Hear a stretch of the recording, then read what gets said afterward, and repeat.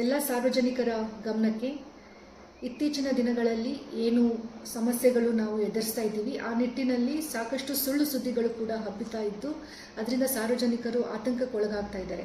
ಅದರಲ್ಲೂ ವಿಶೇಷವಾಗಿ LPG ಹಾಗೂ ಡೀಸೆಲ್ ಮತ್ತು ಪೆಟ್ರೋಲಿಗೆ ಸಂಬಂಧಪಟ್ಟಂತೆ ಸಾಕಷ್ಟು ತಪ್ಪು ಮಾಹಿತಿ ಸಾರ್ವಜನಿಕರಲ್ಲಿ ಮೂಡಿ ಬರ್ತಾ ಇದೆ. ದಯವಿಟ್ಟು ಇವುಗಳಿಗೆ ತಾವು ಕಿವಿ ಕೊಡಬಾರ್ದು ಅಂತ ನಾವು ನಿಮ್ಮಲ್ಲಿ ಮನವರಿಕೆ ಮಾಡ್ತಾ ಇದ್ದೀವಿ. ನಮ್ಮ ಜಿಲ್ಲೆಯಲ್ಲಿ ಎಲ್ಲ ಪೆಟ್ರೋಲ್ ಬಂಕ್ಸ್ಗಳಲ್ಲಿ ಕೂಡ ಸಾಕಷ್ಟು ಸ್ಟಾಕ್ ನಮ್ಮಲ್ಲಿ ದಾಸ್ತಾನು ಲಭ್ಯ ಇದೆ. ಸುಮಾರು 4 ರಿಂದ 5 ದಿನಗಳಿಗೆ ಆಗುವಷ್ಟು ದಾಸ್ತಾನು ನಮ್ಮಲ್ಲಿ ಲಭ್ಯ ಇದೆ. ಆದಾಗ್ಯೂ ಕೂಡ ನಮ್ಮ ಜಿಲ್ಲೆಯಲ್ಲಿ ಪ್ರತಿನಿತ್ಯ 60 ರಿಂದ 65 KL ಡೀಸೆಲ್ ಮತ್ತು ಪೆಟ್ರೋಲ್ ಸೇಲ್ಸ್ ಆಗ್ತಾ ಇತ್ತು.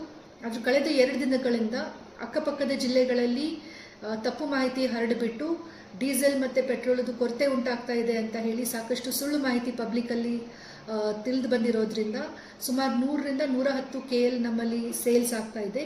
ಯಾರು ಕೂಡ ಸಾರ್ವಜನಿಕರು ಆತಂಕಕ್ಕೆ ಒಳಗಾಗಬಾರ್ದು. ಇದಾಗ್ಯೂ ಕೂಡ ಕೆಲವೊಂದು ಪೆಟ್ರೋಲ್ ಬಂಕ್ಸ್ ಒತ್ತಡದಿಂದ ಕ್ಲೋಸರ್ ಆಗಿರಬಹುದು, ಬಟ್ ಅವುಗಳು ರೀಫಿಲ್ ಮಾಡಿ ಅವರು ಮತ್ತೆ ಚಾಲೂ ಮಾಡ್ತಾರೆ. ಸೊ ದಯವಿಟ್ಟು ಯಾರು ಆತಂಕಕ್ಕೆ ಒಳಗಾಗಿ ಪೆಟ್ರೋಲ್ ಮತ್ತು ಡೀಸೆಲ್ಗಾಗಿ ಕ್ಯೂ ಮಾಡಿಕೊಂಡು ಪೆಟ್ರೋಲ್ ಬಂಕ್ಸ್ಗಳಲ್ಲಿ ಹೋಗಬೇಡಿ. ಮತ್ತು ಸಾಕಷ್ಟು ಸ್ಟಾಕ್ ಲಭ್ಯ ಇದೆ. ಸ್ಟಾಕ್ ಕಡಿಮೆ ಆಗ್ತಿರೋ ಹಾಗೆ IOCL, BPCL ಮತ್ತು HPCL ಅವರು ಅದನ್ನು ಮತ್ತೆ ಪೂರೈಸ್ತಾರೆ. ಸೊ ದಯವಿಟ್ಟು ಯಾರು ಆತಂಕಕ್ಕೆ ಒಳಗಾಗೋದು ಬೇಡ. ಮುಂದುವರೆದು ಗ್ಯಾಸ್ ಸಿಲಿಂಡರ್ಗೂ ಸಂಬಂಧಪಟ್ಟಂತೆ ನಮ್ಮ ಜಿಲ್ಲೆಯಲ್ಲಿ ಸಾಕಷ್ಟು ಸ್ಟಾಕ್ ಲಭ್ಯ ಇದೆ. ಪ್ರತಿನಿತ್ಯ ನಾವು ಸುಮಾರು 10,000ದಷ್ಟು ಸಿಲಿಂಡರ್ಸ್ಗಳನ್ನು ಸೇಲ್ಸ್ ಮಾಡಲಾಗ್ತಾ ಇದೆ. ನಮ್ಮ ಜಿಲ್ಲೆಯಲ್ಲಿ ಡೊಮೆಸ್ಟಿಕ್ 10,000 ಆಗ್ತಾ ಇದೆ ಮತ್ತು ನಮ್ಮ ಏನು ಕಮರ್ಷಿಯಲ್ ಸಿಲಿಂಡರ್ಸ್ ಇದೆ ಸುಮಾರು 800 ಸಿಲಿಂಡರ್ಸ್ ಅಷ್ಟು ನಾವು ಸೇಲ್ಸನ್ನು ಮಾಡ್ತಾ ಇದ್ದೀವಿ.